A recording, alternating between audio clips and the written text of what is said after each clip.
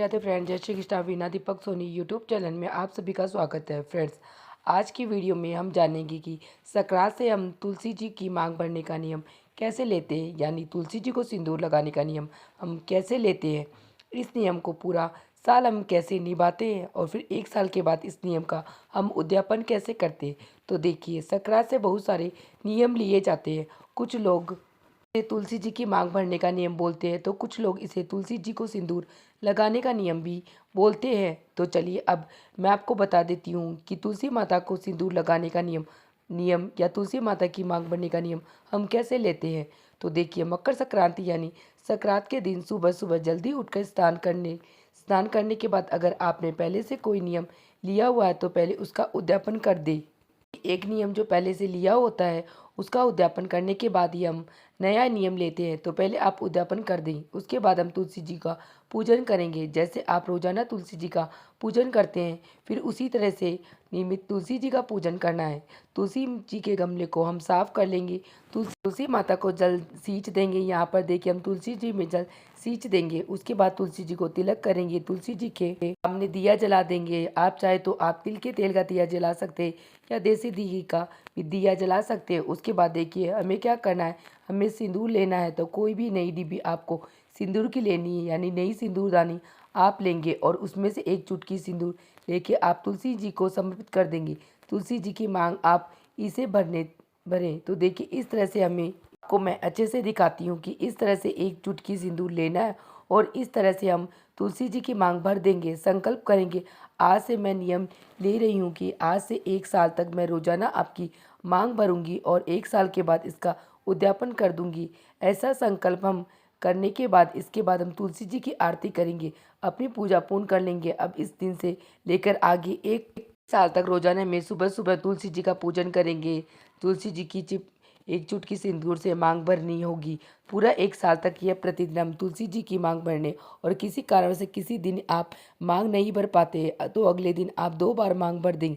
जैसे महिलाएं महीने में 7 दिन पूजा नहीं कर पाती, तो वो 7 दिन जब आपके रह जाते हैं, जब आप पूजा शुरू करें उसमें 7 दिन आप 2 बार मांग भरते चले जाएंगे, तो पिछले के 7 दिन हम कवर कर लेंगे। इस तरह से पूरा साल हम तुलसी जी की मांग भरनी है।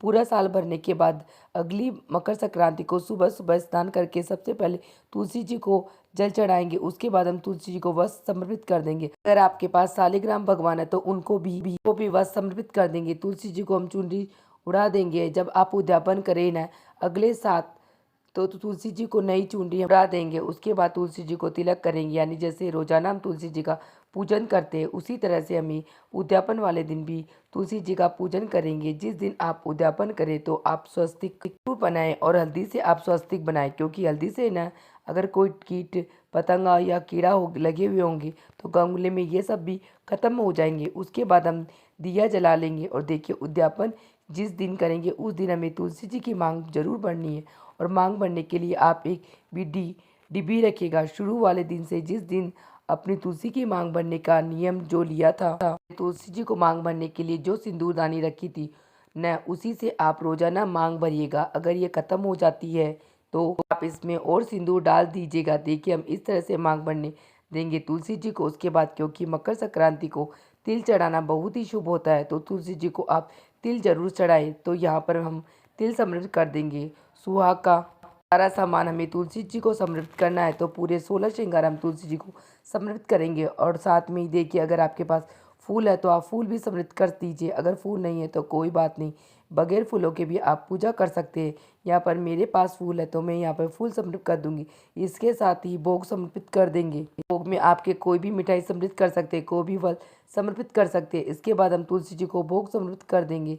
भोग समर्पित करने के बाद धूप दीप दिखाकर हम तुलसी जी का पूजन करेंगे। और अब हमें उद्यापन के लिए जो जो चीज़ें चाहिए होगी वो समर्पित कर देंगे। उद्यापन के लिए देखिए, सबसे पहले तो आप कभी भी ज़मीन से कोई चीज़ न रखिए, तो आसन बिछा लीजिए या आप कोई पटड़ा रख लीजिए, या आप थाली भी ले सकते हैं। उसके ऊपर हम तुलसी जी के लिए साड़ी या सूट ले सकते हैं। और साड़ी और ब्लाउज हमें लेना है, तो देखिए, अगर आपने जो साड़ी ली है उसमें ब्लाउज नहीं तो आप अलग से ब्लाउज रख सकते हैं, या सूट या दुपट्टा आप ले सकते हैं। तो आप चाहे तो आप जुराब हैंकी वगैरह ले सकते हैं। इसके साथ ही देखिए, हमें श्रृंगार का सामान लेना है। जब आप श्रृंगार का लेने जाए चांदी का सिंदूरदानी आप ज़रूर ले लें। फ़ोटो में आपके दिख रहा होगा कुछ इस तरह से सिंदूरदानी होती है चांदी की, जिसको सिंदूर से हमें भर लेना है। ज़्यादा महंगी नहीं आती, आपको 200-250 रुपये में ये मिल जाएगी सुनार के यहाँ। तो आप चांदी की सिंदूरदानी हम श्रृंगार के सामान में ही रखेंगे, दक्षिणा रख लेंगे। तो यह सारा सामान हमें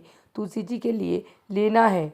और इसके साथ ही हम विष्णु भगवान के लिए भी कुछ सामान लेंगे। देखिए, हम एक पैंट शर्ट का जोड़ा ले सकते हैं, धोती कुर्ता ले सकते हैं, कुछ कुर्ता पजामा ले सकते हैं। उसके साथ ही आप चाहे तो आप पाँचों कपड़े ले सकते हैं, या सिर्फ आप पैंट शर्ट का जोड़ा लेंगे तो इतना ही काफ़ी है। जितना आपका सामर्थ्य है उसी के हिसाब से आप सब चीज़ें ले सकते हैं। दक्षिणा आपको ज़रूर लेनी है, आप अपने सामर्थ्य के हिसाब से ले सकते हैं। मैं आपको एक बार फिर बता देती हूँ, चांदी की जो सिंदूरदानी आप लेंगे उसको सिंदूर से भर लीजिएगा।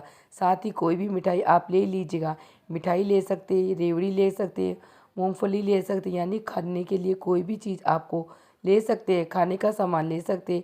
ये सारा सामान हम तुलसी जी को स्पर्श कराएंगे और तुलसी जी के पास रखेंगे। तो देखिए, सारा सामान हम लेना है। पहले सारे सामान को हम पिनस देंगे। तो हाथ में पल्लू लेके, हाथ में जल के लेके इस तरह से देखिए सारे सामान के ऊपर से हमें 2 बार उमार देंगे। इस तरह से हमारा सारा सामान मिनस देंगे। उसके बाद ये सारा सामान तुलसी जी को समर्पित कर देंगे। तो यहाँ पर देखिए, तुलसी जी को सारा सामान समर्पित कर देंगे। और जो श्रृंगार का सामान वो एक जगह ही हमें समर्पित करना है, अलग अलग जगह नहीं समर्पित करना।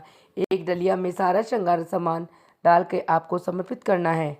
अभी ये सारा सामान समर्पित कर देंगे, फिर हम तुलसी जी की परिक्रमा कर लेंगे। तो आप 5, 7, 11 जितनी परिक्रमा से हो सकती है उतनी परिक्रमा कर लीजिए। उसके बाद हम तुलसी जी की आरती करेंगे। तो बहुत ही प्रेम पूर्वक हम तुलसी जी की आरती कर लेंगे।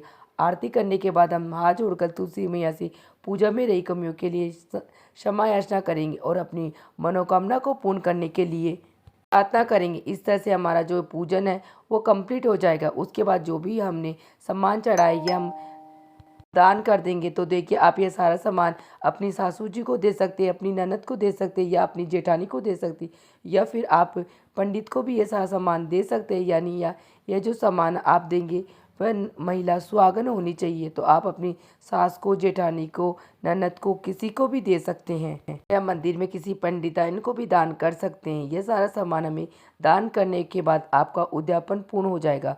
और आपने प्रसाद चढ़ाया है, ये प्रसाद आप परिवार के सभी सदस्यों को बांट सकते हैं। तो ये सब आप बांट देंगे। इस तरह से हम तुलसी जी को सिंदूर लगाने का जो नियम है उसका उद्यापन करते हैं। फ्रेंड्स, मकर संक्रांति से बहुत सारे नियम लिए जाते हैं और उन सभी नियमों का वीडियो आपको मेरे चैनल पे मिल जाएगा। सभी के उद्यापन विधि भी आपको मेरे चैनल पे मिल जाएगी। उन सभी की लिस्ट बनाकर लिंक मैं डिस्क्रिप्शन में डाल दूंगी, आप जब वहाँ से देख लेना, ताकि संक्रांत पर किए जाने वाले नियम अंदर हम सभी की जानकारी आपको मिल जाए। अगर ये वीडियो आपको पसंद आया, वीडियो अगर आपके लिए थोड़ा भी बहुत यूज़फुल है, तो प्लीज़ वीडियो को